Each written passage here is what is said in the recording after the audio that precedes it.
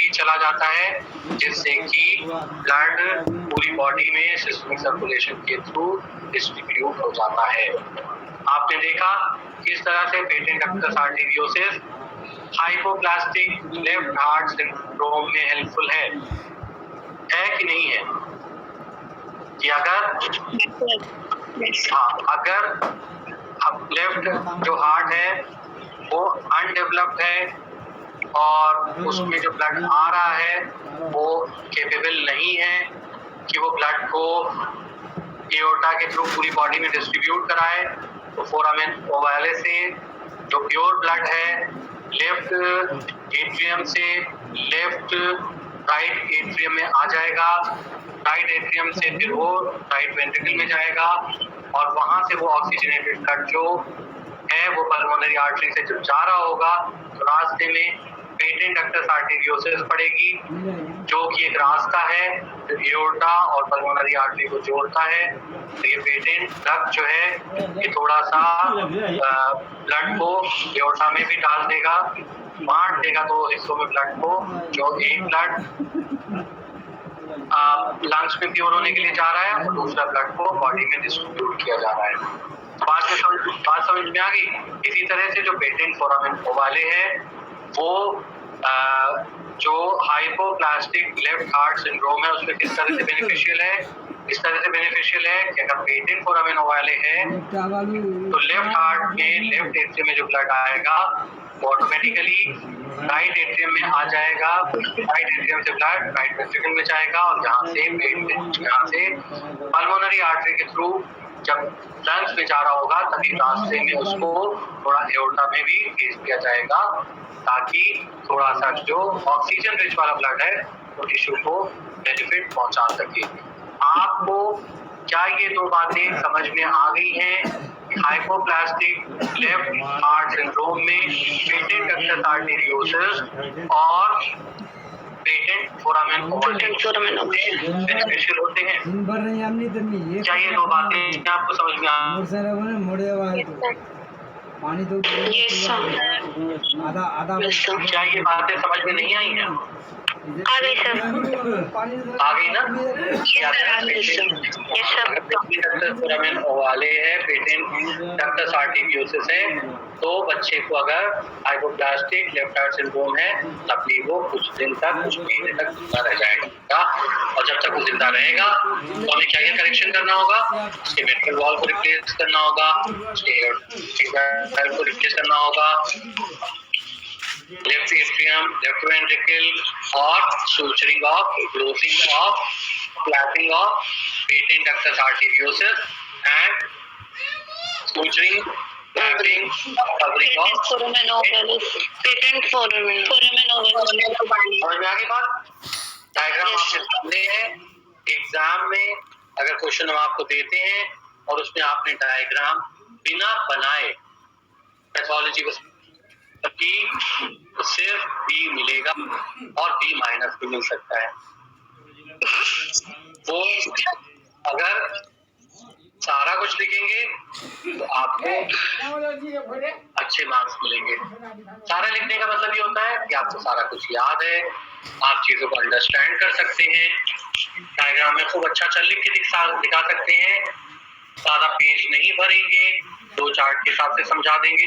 तो ये सारी चीजें बहुत बेनिफिशियल होती हैं आपके लिए भी अंडरस्टैंड करने के लिए और दूसरे को भी अंडरस्टैंड कराने के लिए। Cause and risk factor. The cause of heart defects such as hypoplastic left heart syndrome among most babies are known as changes in gene or chromosome, environmental factor, medicines used by one. Genetic disorder है, gene में अगर changes होंगे, मैंने आपको बहुत सारे gene बताए थे जो कि रिस्पॉन्सिबल थे लेफ्ट एट्रियम के फॉर्मेशन के लिए, राइट एट्रियम के फॉर्मेशन के लिए, एओर्टा के फॉर्मेशन के लिए, पल्मोनरी आर्टरी के फॉर्मेशन के लिए, सेप्टा के फॉर्मेशन। मैंने कहा था कि इनको बहुत ज्यादा याद करिएगा, लेकिन कुछ चंद चीजों के नाम याद करा। एओर्टा को कौन बनाता है, सेप्टा को कौन कौन बनाता है, तो अगर आप अपने आंसर में आप लिखेंगे कि ये जीन में डिफेक्ट होने की वजह से सेप्टा पूरी तरह से नहीं बन पाए, ये जीन में डिफेक्ट होने की वजह से एओर्टा ठीक से नहीं बन पाया। बात समझ में आ रही है? आगे जाते हैं screening test also called prenatal test to check the birth rate and other abnormalities and ultrasound or fetal echocardiogram। ये दो टेस्ट होते हैं। प्रीनेटल टेस्ट इनको कहते हैं क्योंकि बर्थ से पहले ये टेस्ट किए जा रहे हैं। तो बर्थ से पहले जो भी फीटल के लिए किया जाता है उसको प्रीनेटल बोलते हैं। प्रीनेटल तो इसमें एक अल्ट्रासाउंड किया जाता है, जिससे बेबी की कंडीशन क्या है वो पता लग जाती है। जब फीटल जाती है इकोकार्डियोग्राम किया जाता है तो उससे हमें जो हार्ट डिफेक्ट होते हैं वो दिखाई दे जाते हैं। वो सिर्फ हम अपने मजे के लिए नहीं देखते हैं कि हाँ बहुत अच्छा हुआ मुझे दिख गया जो लेफ्ट हार्ट है वो हाइपोप्लास्टिक है। हम उसके लिए तैयारी करते हैं और मदर को ना हो, ज्यादा स्ट्रेस ना हो, दवाइयों को सही से इस्तेमाल किया जाए, दवाइयां जिनको रोक किया जाए।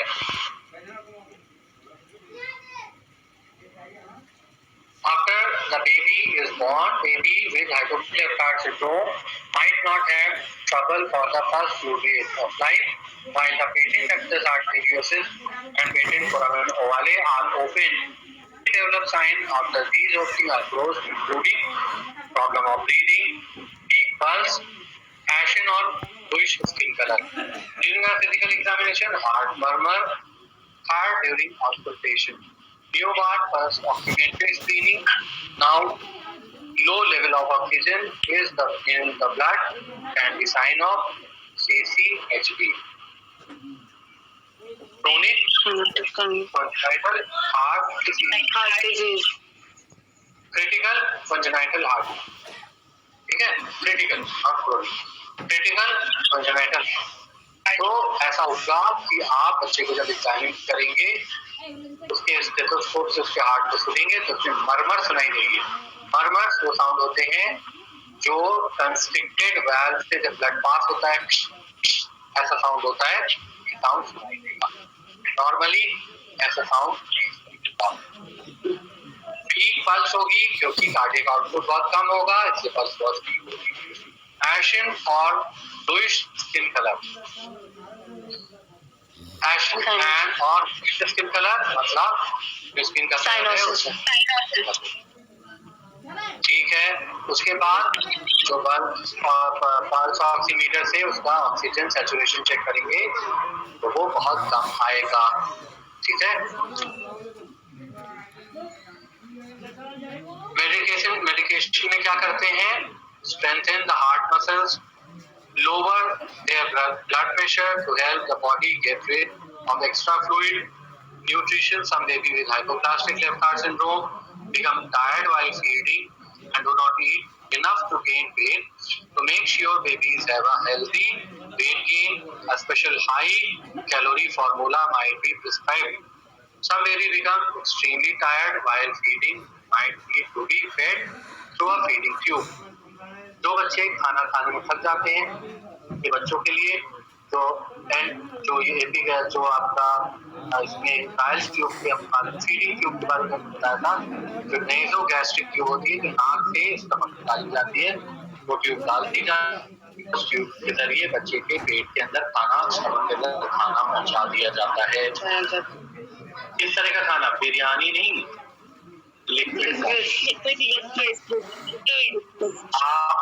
जो नेसोगैस्ट्रिक ट्यूब है उसका एक ट्यूब का सिरा जो है स्टमक में पहुंचा देंगे और दूसरा बिरयानी की प्लेट में रख देंगे तो कुछ नहीं होगा। बिरयानी बिल्कुल अंदर नहीं जाएगी। ठीक है। तो लिक्विड और सेमी सॉलिड आपको सीपी की मदद से धीरे धीरे पुश करना होगा। ठीक है। Surgery soon after a baby with hypoplastic left heart syndrome is born, multiple surgeries done in the particular order are needed to increase blood flow to the body and bypass the poorly functioning left side of the heart.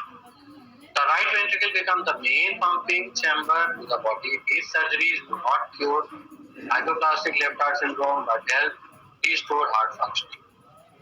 Bidirectional Glenn shunt procedure आपको बिल्कुल नाम याद रखने की जरूरत नहीं है. Norwood procedure, फोंटैन procedure, बिल्कुल जरूरत नहीं है नाम याद रखने की. अगर याद रह जाते हैं तो बहुत अच्छी बात है. ये पार्ट आपके कोर्स का नहीं. इस तरह से जब फीटल इकोकार्डियोग्राफी होती है तो फीटल इकोकार्डियोग्राफी में right atrium, left atrium, left ventricle, right ventricle इस साइड में दिख रहा है, दूसरी साइड में जो है वो हाइपोप्लास्टिक है.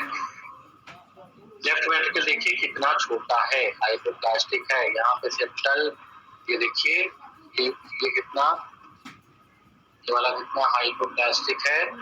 यहाँ पे सेप्टल डिफेक्ट भी है, डिफेक्ट है या नहीं है? दिख रहा है? Yes sir.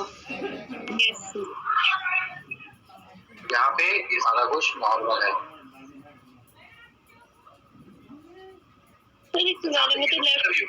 नॉर्मल नहीं है, ये भी एबनॉर्मल ही है. ये व्यू दूसरी है. जैसे जैसे हम आपने देखा होगा सेंसर को घुमाते हैं, कभी देखा है अल्ट्रासाउंड होते हुए? Yes sir. हाथ को कुछ पकड़ते हैं ऐसे, जैसे लगता है कि कोई बैटरी जैसी कोई चीज है, और उसको घुमाते हैं. हाँ, गोल भी होता है. तो वही जो है इसकी एक ये पिक्चर ली गई है और एक ये पिक्चर ली गई है. इसमें भी देखिए यहाँ पे डिफेक्ट है. ये राइट वेंट्रिकल अच्छा सा डेवलप है, लेफ्ट साइड है हाइपोप्लास्टिक है, अनडेवलप्ड है, incompletely developed. Pulmonary एट्रीसिया.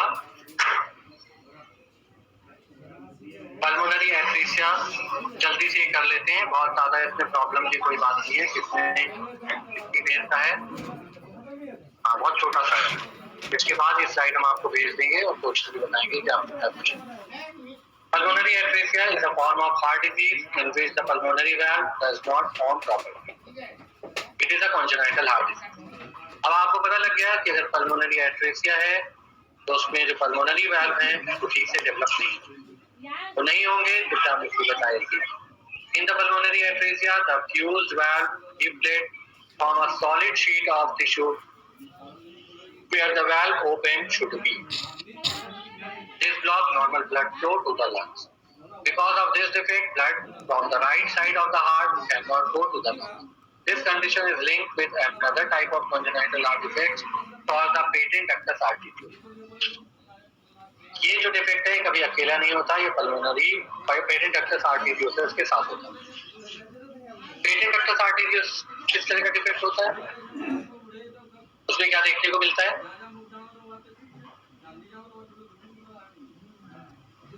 Patent ductus arteriosus का डिफेक्ट कहाँ पे लोकेट करता है? अभी तो जस्ट 10-15 मिनट पहले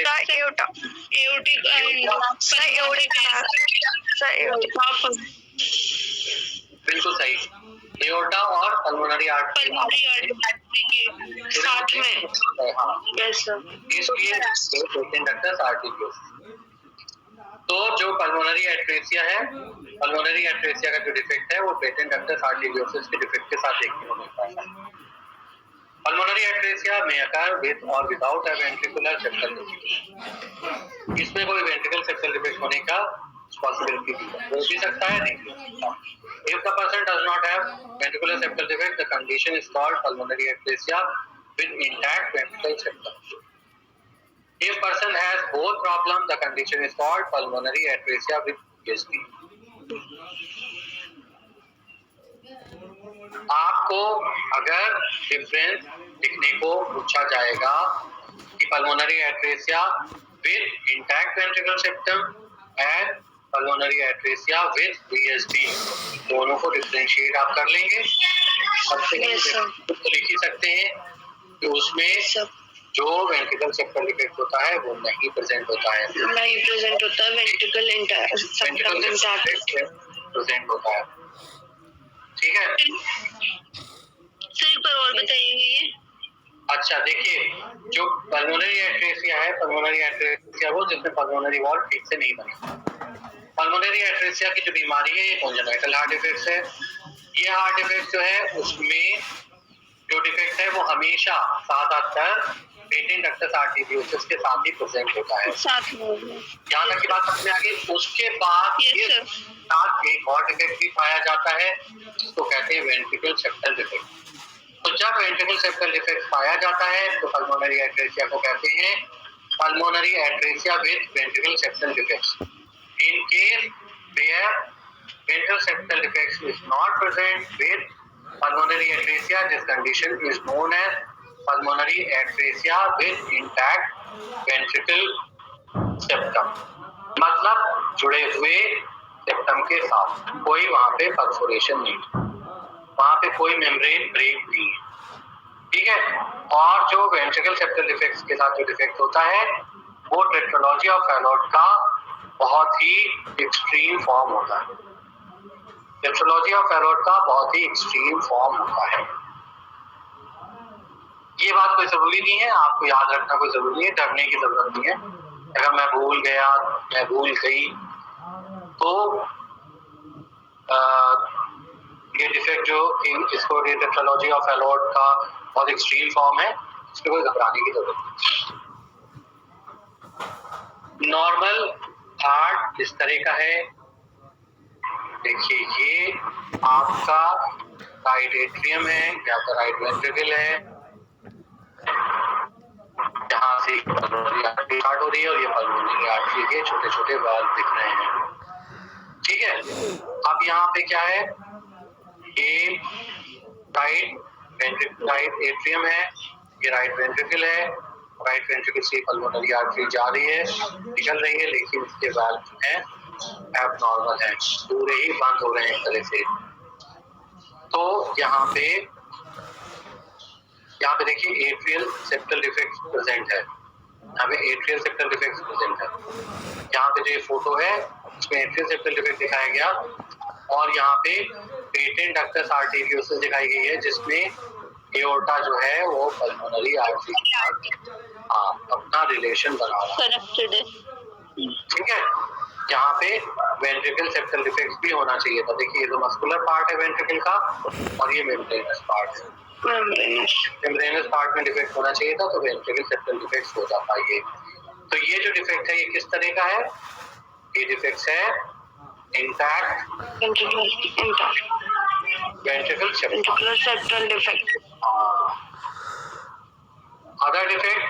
Other defects associated with pulmonary atresia: poor developed tricuspid valve, underdeveloped or very thick right ventricle, abnormal coronary vessels, less commonly structure in aortic valve and right atrium are minimum. तो यहाँ पे इस defect के साथ जो pulmonary atresia का defect है, इसके साथ जो डिफेक्ट हमें देखने को मिलते हैं वो कौन कौन से डिफेक्ट्स हैं। इसमें ट्राइकस्पिड वाल्व भी अच्छी तरह से डेवलप नहीं होते हैं और जो राइट वेंट्रिकल होता है वो बहुत ठीक होता है। जो कोरोनरी सर्कुलेशन है, जो ब्लड की मसल्स को सर्कुलेशन है, वो सर्कुलेशन भी ठीक से नहीं होता है। और इसके साथ साथ जो लेफ्ट वेंट्रिकल के स्ट्रक्चर है जैसे एओर्टिक वाल्व है या राइट एट्रियम है, उसमें भी डिफेक्ट देखने को मिलता है।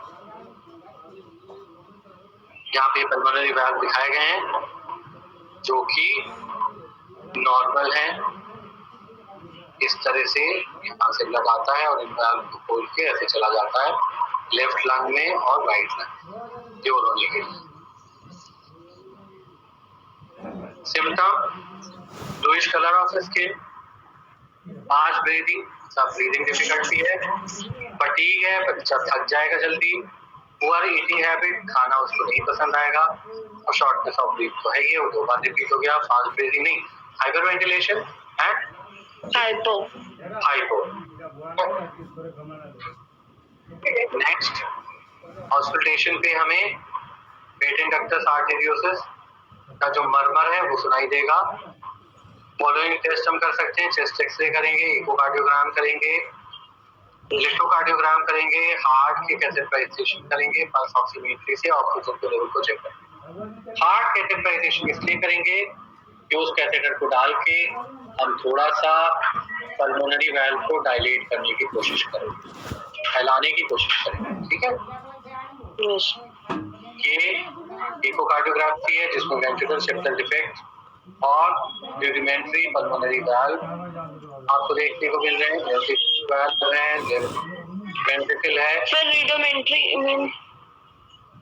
रूडिमेंट्री मतलब ये अंडर डेवलपिंग स्टेज में जो अभी है, मतलब फुल्ली डेवलप हो जाएंगे तो शायद ये, या जो मतलब इस तरह से है कि इनका इम्प्रॉपर डेवलपमेंट है, अगर डेवलपमेंटल स्टेज ही दिखाई जा रही है जिसमें ये प्रॉपर्ली डेवलप नहीं। पल्मोनरी वाल्व, ये पिक्चर जो है ये पल्मोनरी एट्रेसिया की पिक्चर है, डेवलपमेंटल स्टेज में इकोकार्डियोग्राम किया गया है, ठीक है। Yes sir. ट्रीटमेंट में हम क्या करेंगे, ये ट्रीटमेंट आप रहने दीजिए, मैं फिर भी एक बार देख लेता हूँ कि शायद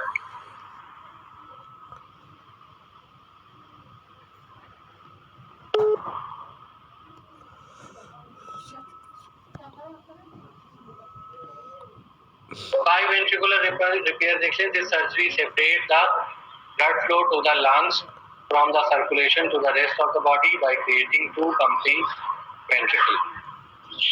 Biventricular repair का मतलब ये हुआ जो पेटेंट डक्टस आर्टेरियोसिस खुली हुई है उसको हम हिल दें, हाँ, तो दोनों का जो सर्कुलेशन है वो अलग अलग हो जाएगा। बॉडी में पल्मोनरी सर्कुलेशन अपनी जगह, univentricular palliation, the surgery separate the blood flow to the lungs from the circulation to the rest of the body by constructing one pumping ventricle. इस तरह से जो ये सर्जरी है, this surgery separate the blood flow to the lungs from the circulation to the rest of the body by constructing one pumping ventricle. एक pumping ventricle को दो में डिवाइड करवा के हम इस प्रॉब्लम को दूर कर सकते हैं। पहले वाला जो बायोवेंट्रिकुलर रिपेयर था उसमें वेंट्रिकल को अलग किया गया था और इस तरह से अलग किया गया था कि उनका सर्कुलेशन वो अलग हो जाए। अगर वेंट्रिकल से अलग हो जाए उसको करेक्ट कर दें, लेकिन डक्टल से उसको, अगर सेप्टल डिफेक्ट इतना बड़ा है कि वेंट्रिकल एक ही है, कॉमन है, तो उसको सेप्टा बनाकर दोनों वेंट्रिकल को अलग अलग कर दिया जाए।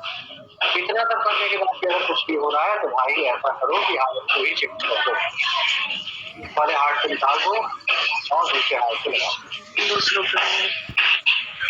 और आज फिर हमारी स्टोरी खत्म हो गई साइनोटिक कंजनाइटल हार्ट डिसऑर्डर की, ठीक है। हम इसकी स्लाइड आपको भेज देंगे, पीपीटी भेज देंगे और आपको हम क्वेश्चन बताते हैं, आप लिखना शुरू कीजिए, कॉपी और लीजिए। मैं आपको बता रहा हूँ आपको कौन कौन से क्वेश्चन तैयार करना है।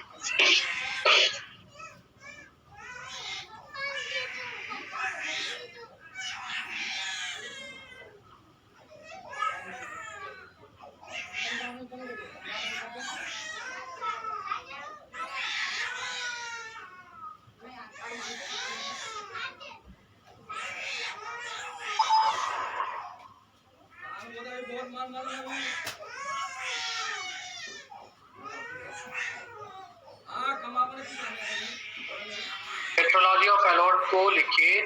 What is tetralogy of Fallot? What is tetralogy of Fallot? Sir आपने कुछ क्वेश्चन पहले लिखवाए थे जब ये पढ़ा रहे थे टॉपिक। अच्छा, वो कर लिए? नहीं अभी करे नहीं है सर, लेकिन आपने लिखवाया था ये। आप ये भी लिख लीजिए, ठीक है। देख लीजिएगा जो चीज कॉमन है उसको एक ही बार करिएगा, ठीक है, दो बार मत करिएगा। What is tetralogy of Fallot? Define all four abnormalities. Define all four abnormalities seen in TOF. Seen in TOF. Full stop.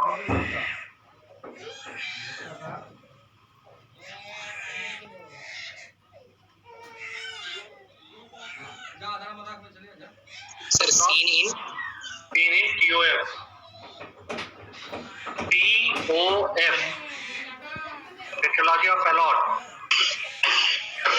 Stop. अगला क्वेश्चन लिखिए short note type. Short note आगे एस एन लिख लीजिएगा। सेट स्पेल पे short note.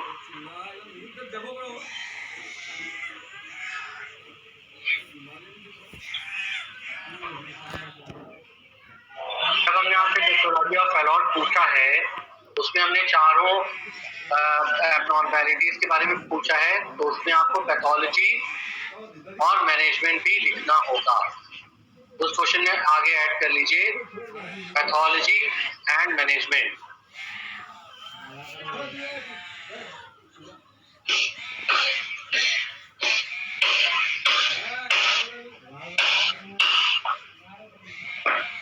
देखिए what is transposition of red vessels.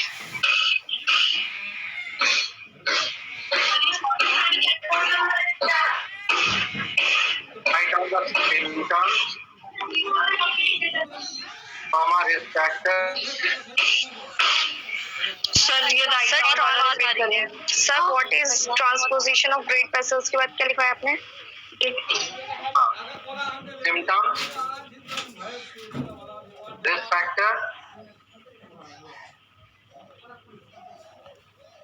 Complication and treatment. What is transposition of red vessels? Comment on symptoms, complication, risk factor and treatment. Difference के question में लिखिएगा dextro transposition and लिवो transposition.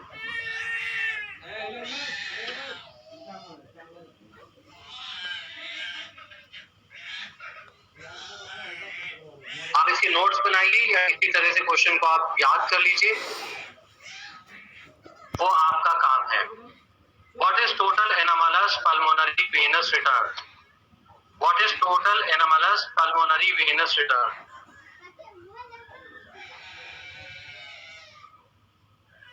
Question mark. Give the type of DAPVR.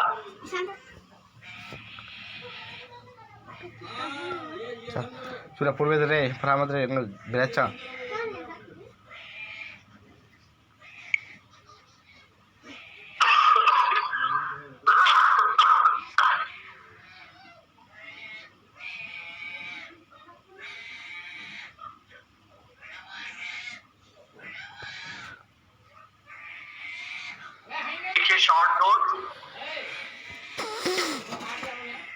Short note truncus arteriosus,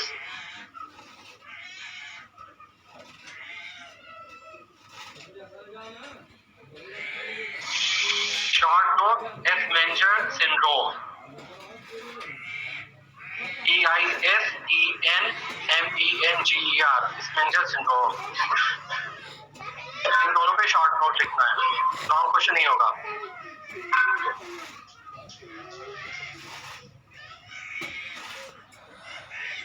tricuspid valve एब्नॉर्मैलिटी भी short note में आएगा। Tricuspid valve एब्नॉर्मैलिटी।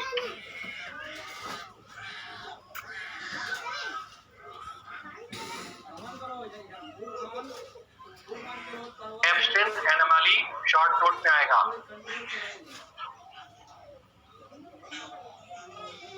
Hypoplastic left heart syndrome short note में आएगा। Pulmonary atresia short note में आएगा। Short note कम से कम आपका, अगर आप कॉपी का बड़ी कॉपी का पेज यूज कर रहे हैं तो इंक्लूडिंग डायग्राम आपके दो बड़ी कॉपी के पूरे 2 पेज में आंसर 2 से 2.5 पेज में होना चाहिए, समझ लें। और अगर आपका लॉन्ग क्वेश्चन है तो आपके जो बड़ा वाला पेज होता है इंक्लूडिंग आपका डायग्राम, फ्लो चार्ट 5 पेज से कम आंसर नहीं।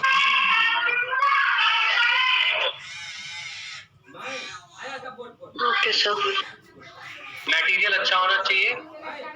ऐसा नहीं है कि आपने पेज में इधर आधी लाइन खींच ली, आधी में खींच ली, 1/3 जो बीच में पतला सा पेज बचा उसमें अपनी शायरी मत लिखिएगा, ठीक है।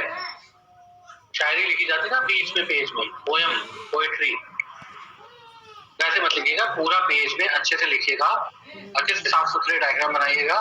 मैं अभी आपको ये पीपीटी मेल कर रहा हूँ, ठीक है?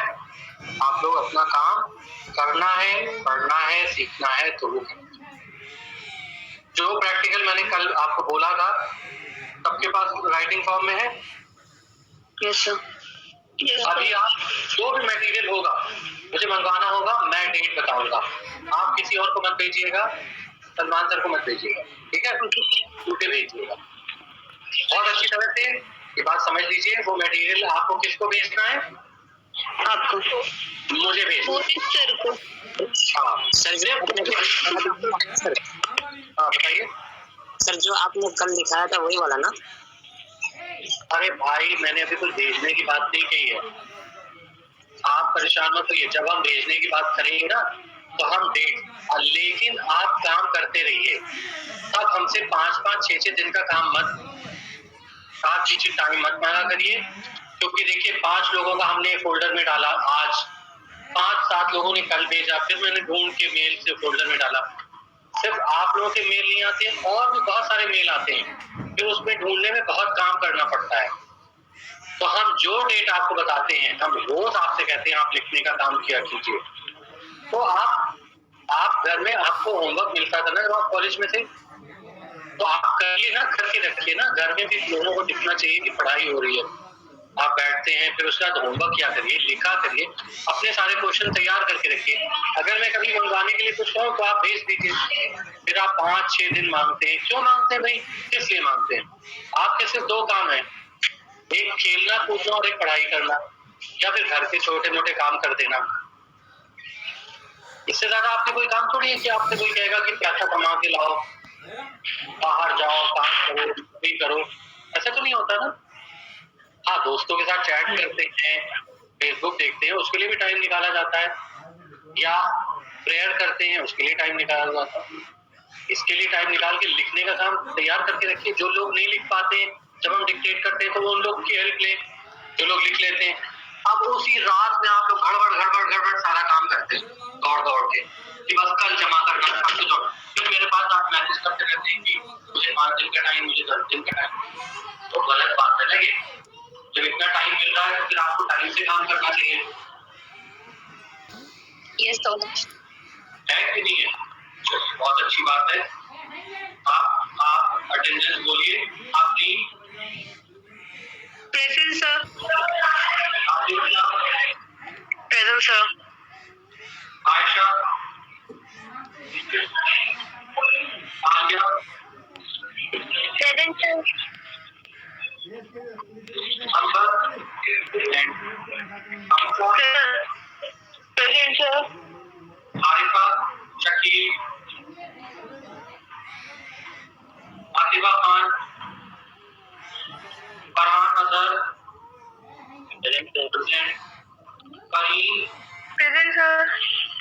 प्रेजेंट फिजा खान आसिफ इमरान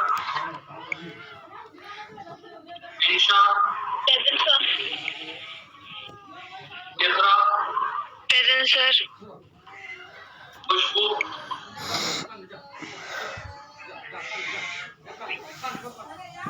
कुलसुम जहां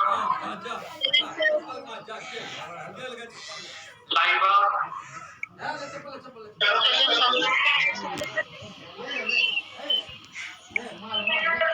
अमान present sir. Zaman Ariyan sir. Mohammad Shariq